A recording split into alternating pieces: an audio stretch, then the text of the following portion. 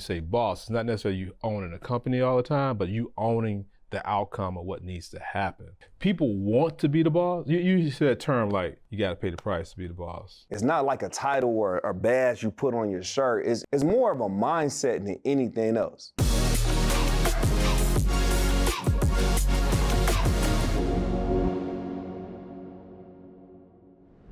What's up, everybody? Welcome to another episode of the Today for Tomorrow podcast. I'm gonna read something for you real quick. This is gonna get us directly into this subject, and I think it'll start us off well. So this is the rationale. So what we do typically is when we have topics or something comes up in our head, then we'll send it into a group chat, and that will be like, okay, everybody think about this before we have our conversation when it comes to it. So this is the rationale for one of them. Had a conversation last year and recently about what it means to actually be the boss, and how one of the biggest emotional learning curves that I think you have to come to grips with is just the fact that in the general market, no one cares. No one cares about the hours you put in. No one cares about how passionate you are. No one cares about what you think your stuff is worth. And no one really cares if it all fails. In the consumer's mind, the question is always, what's in it for me? And as the owner coming to this realization, the question becomes, now what? Okay, it failed, now what? Okay, you hired the wrong person, now what? Okay, nobody bought your stuff, now what? That's what we're talking about today. Man, what I love about that is that it comes down to, at least in my mind, the visionary, whoever, like, okay, you being a boss, you being a boss, me being a boss, and let's define the boss, right? The boss is the person who either owns the company, owns the outcome, because you can be on a job for someone else and you're in charge of an outcome that needs to happen. This is your project, it's on you to make it happen, so you got ownership of it. So I think we can start there by like just clarifying, when we say boss, it's not necessarily you owning a company all the time, but you owning the outcome of what needs to happen. And that it could be in a family. It's your responsibility. It is.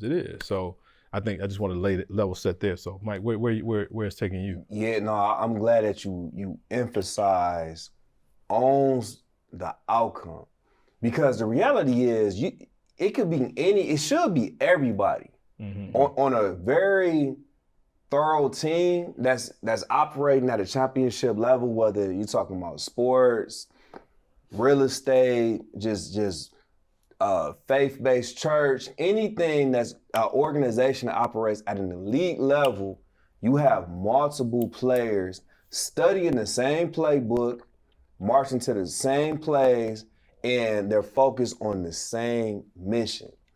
It doesn't matter who's getting the glory, who's getting the trophy. They understand the mentality that we either win as a team or we all fail as a team.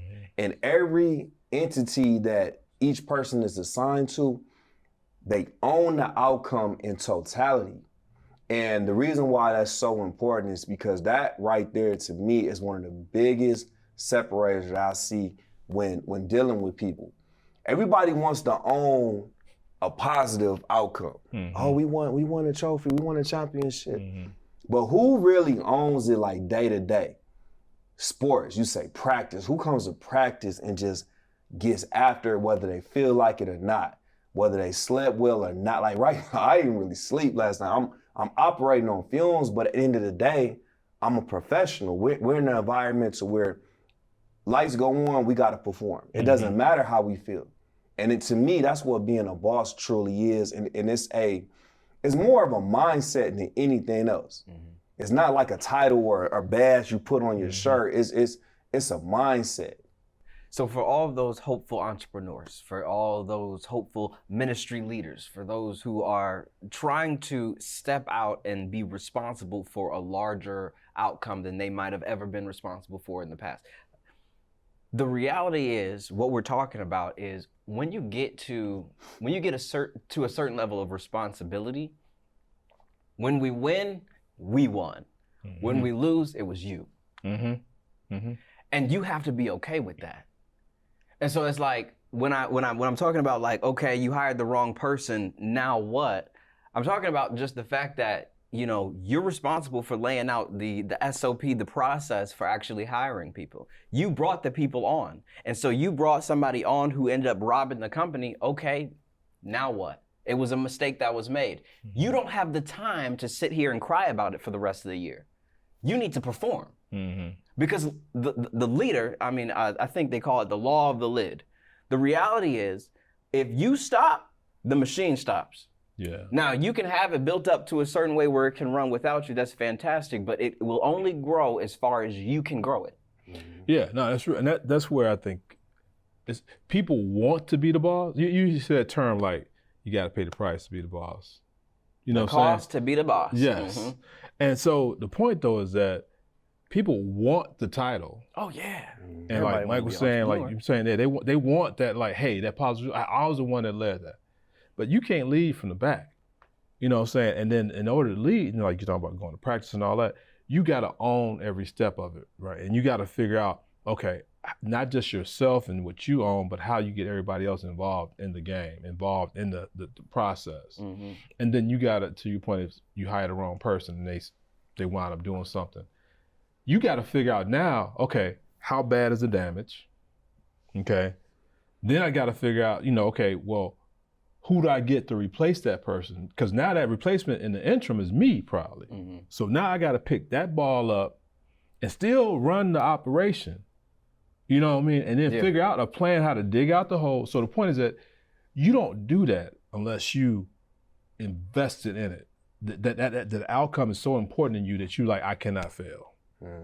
I think, man, anybody, honestly, with this whole there's a trend when it comes to like the idea of being an entrepreneur or, owning your own business or, having your side hustle that does X, Y, and Z. And I think it sounds good right now, but what you don't know and what entrepreneurs might tell you all the time is like, it's not the touchdown.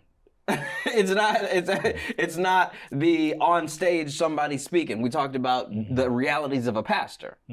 It's not the, oh, you got this giant award, or oh, you just got this big check. The reality of it, the day-to-day, is there's a problem here, there's a problem there, there's a fire over here, this person didn't show up, that person didn't deliver on time, this person's upset, this was supposed to happen and it didn't, this person abandoned you, this... You still haven't solved this particular issue, time's running out, money's running out, and all this other stuff before the touchdown, before you get on that stage. And the reality is, once you get up there, that's a very small portion of the whole thing. Because all of these other things that work together make it possible for you to be in that position. But if you think that being an entrepreneur is just that, oh, I'm here to tell you, you need to stop now. You don't. If you can't handle some little responsibility that you might have right now about X, Y, and Z going on, and it's crippling you, and you have to I got to take the week off because my toenail hurt and I didn't deliver this thing on time, and my boss was upset and they yelled at me. I'm telling you, this is not for you. No, it's spot on, and it's funny because I get asked questions all the time, and I know what 90% of the people, they always want to focus on the idea. It's not even a real thing. It's the idea of being a full-time entrepreneur, and especially a full-time entrepreneur in real estate is like a double. Oh man, that's like a lot of people's dream. You got a whole TV channel called HGTV. People just fantasize about flipping houses. And so they always want to skip to what they think it looks like, and people say, "Oh yeah, let's go do this." Listen, like I have all the time in the world. Now the reality is, I do have time ownership. The other reality is, I probably work harder and more intensely than a lot of people. Just facts. Because if I didn't, I wouldn't still be in this position. I mean, I've been an entrepreneur since 2012, but I was also working a job. So I was working 2 jobs. I've been a full-time entrepreneur since August 22nd, 2022. It's now May 2nd, 2025. And I gotta tell you, thank you. Mm-hmm. I gotta tell you, like, man, it's been the most fruitful thing that I've done other than being a husband and a father. But it's one of the most intense things that I've been a part of because it literally tests you every single day. Mm-hmm. It's not a day that goes by where I feel comfortable where we're at. And I mean, the reality is, data-wise, when you look at the, scoreboard, you look at the scoreboard, look at the stats, we're doing okay. We got a few things, thank God.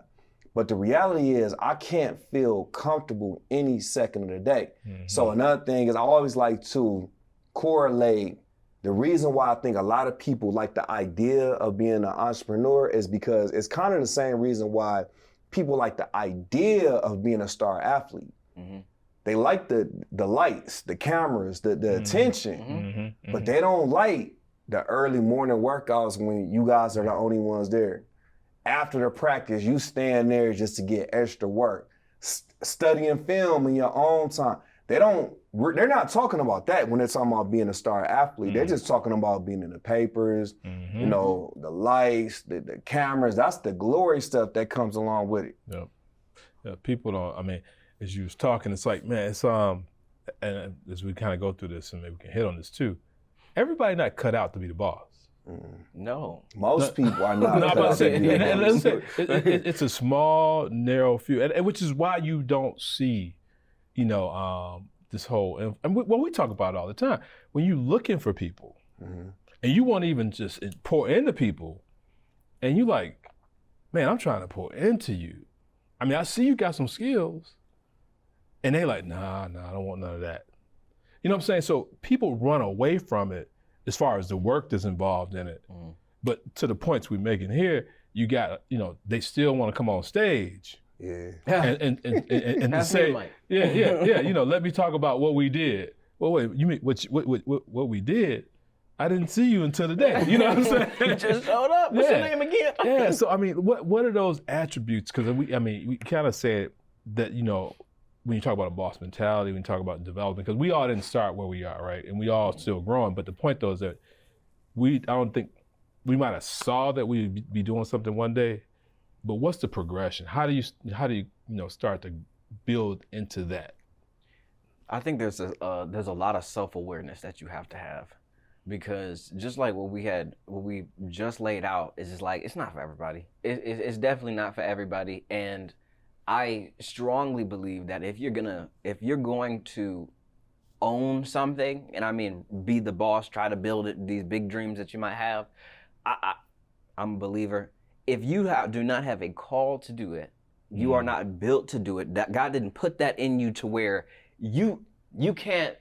I'll put it like this: if I wanted to be something else, if I really tried my hardest to be doing something else, it would eat me up inside every single day. It would absolutely crush me inside if I had decided to take a route that maybe my mom said, hey, maybe you should do this. This would be, it's a more sure path. It's not so difficult or hey, look, we've got this opportunity. This person's working here. They can go ahead and get you a position at this particular place. I know for a fact it would eat me inside. Every single day I'd be going to sleep thinking about, man, I ain't using my potential. I'm not even close to my potential right here. I'd be thinking that every single day. And so it's like, it forces me to reach and do more and be the person who I need to be to actually maintain this kind of state of leadership, of owning the thing. And it's like, sports was a beautiful part of my life because it kind of helps you to kind of mold the characteristics that you need to actually maintain something like this. But still, you might have been an athlete, but you ain't done this yet. You know what I mean? No, that's real, man. It made me think about Dr. Martin Luther King. What he said was, a true measure of a man is not where he stands in times of comfort and convenience, but where he stands in times of challenge and controversy. And really, when we're talking about being a boss, he embodied it where you know, he knew he was probably going to get assassinated, and he still was answering the call that God had put in him. Yeah. And so when we bring it back to our reality, and I always say this where I love reading historical books. Like Frederick Douglass's book is one I always refer back to. I read it multiple times during the year because I think about how much courage and just tenacity it took for him to be able to accomplish everything that he did in that day and time. Then I think about the times that we live in. I mean, we got ChatGPT. Like, it's almost like comical when you think about today's men and the resources they have versus the men that paved the way for us. Yeah. It just doesn't make sense. I'm not trying to make it make sense, but the way that I fulfill my call is that I owe it, even if I don't feel like doing it. A lot of times I don't. It'll be much easier to go get a job, but it's like, you know what? Like you just said, if I didn't empty the bucket, all the talent that God put in me, and I just went and did something that is outside of what I know is my true calling, it wouldn't even feel right. No, I get what you know, and actually listening to both of you talk, you know, Martell talked about that purpose and knowing that purpose, and you talking about how it wouldn't feel right if you didn't, you know, put it all in, because you know that's what you call to do. Yeah. And I'm just thinking about how, and we've all heard it, right? You hear it all the time. Man, I should have did A, B, C, and D. You know, especially from older cats too, who like them got to a point where they don't have that opportunity no more, and they're like, man, I should have did A, B, C, and D. And truthfully, they probably had some skills, you know, whether it be in business or whatever, that they could have done that. Yeah. But now they live in a regret. And so, you know, when we talk about the boss mentality and everything, you gotta understand that, okay, you know what? I don't want to live in regret. I want to really test myself to find out what's my ceiling. Yeah. You know what I'm saying? And it's like, and I don't know about you, every time you go test yourself, you realize I can go a little bit further. You know, and I think the exposure piece too is something we got to talk about too, because if you're gonna have a boss mentality, you need to be around bosses. Yeah. You know what I mean? That's facts.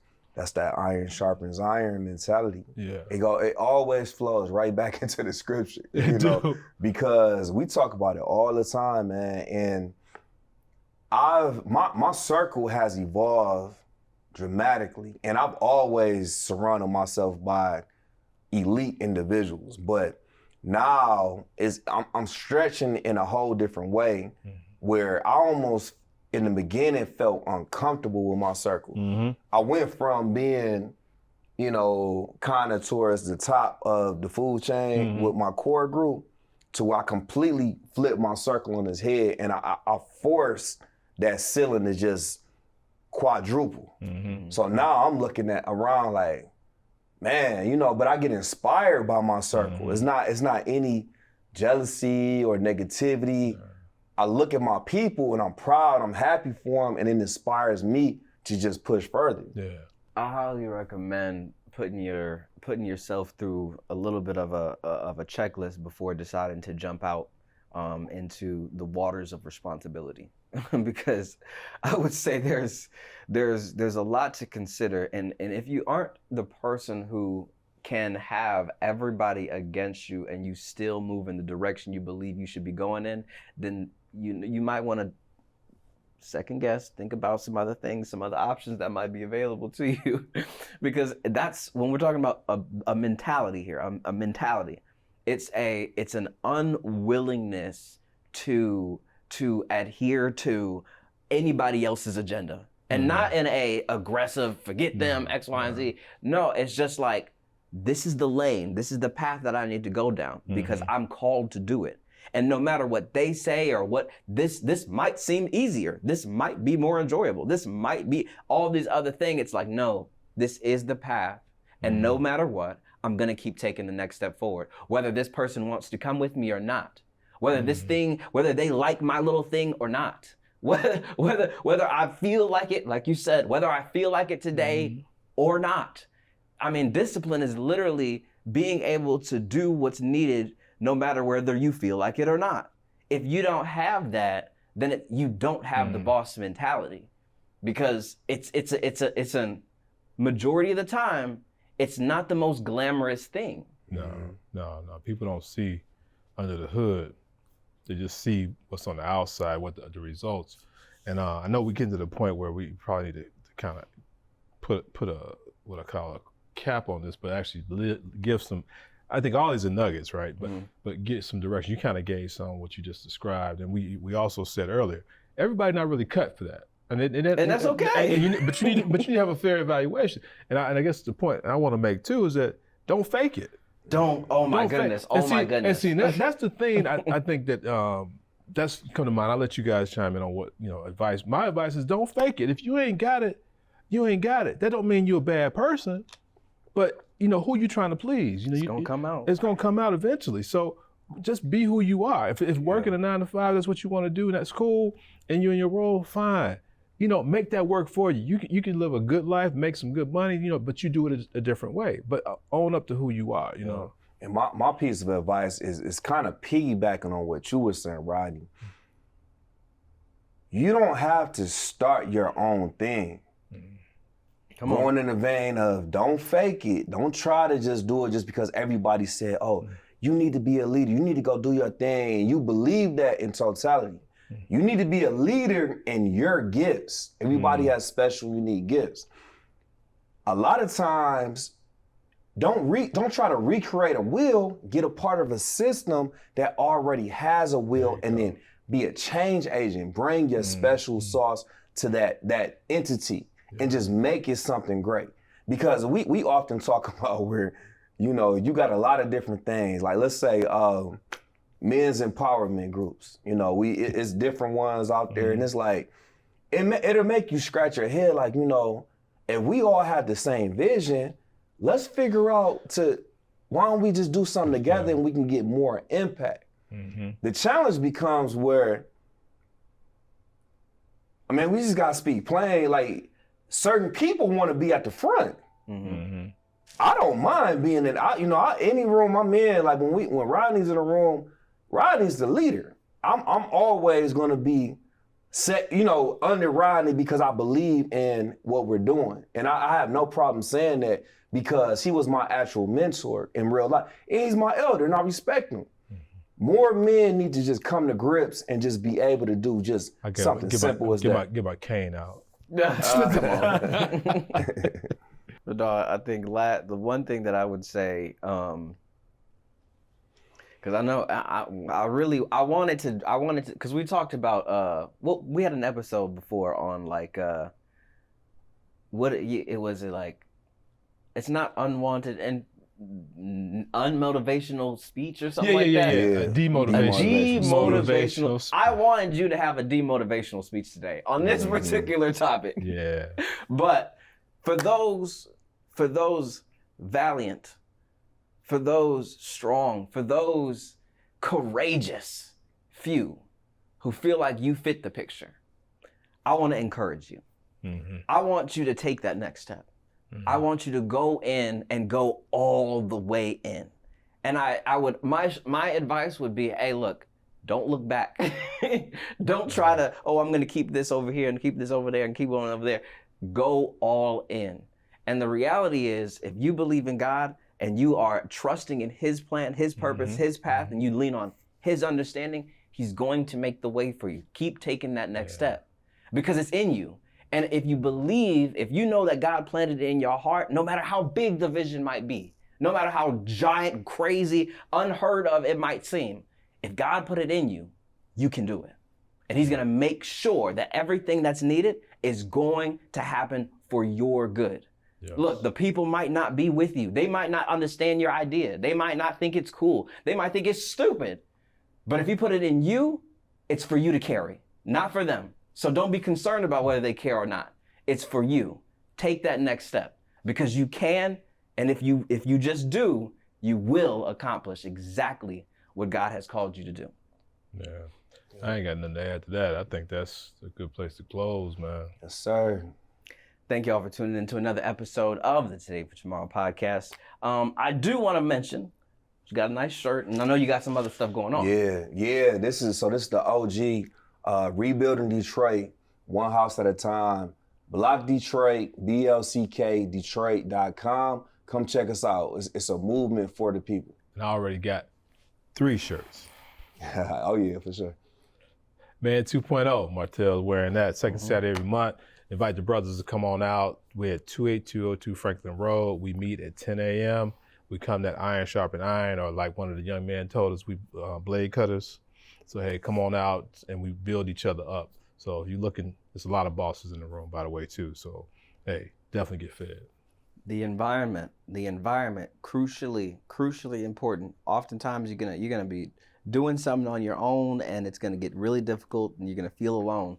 But I'm telling you, you get around some people who are, like Mike was talking about, who are further than you, it completely changes the way you think about something. Right. Oftentimes, like you'll be going in one way and you'll think this is the ceiling. You're like, okay, that's the furthest point. But then as soon as you get in a room with a bunch of people who are like 20 times further than that place, you're like, oh shoot, now this should be easy. Okay, let me go ahead and get there. 4-minute mile. I mean, that's how it works. So you definitely want to be the Men 2.0, be inside of the room. If your faith walk as a man ain't there, but you know it can be, but you just need a little help, a little sharpening, this is the room you want to be in. True This is that. the place to be. So thank you for tuning in. We hope that you enjoyed this episode. If you have not subscribed already, go ahead and do that. And we'll talk to y'all next week. Peace. Peace.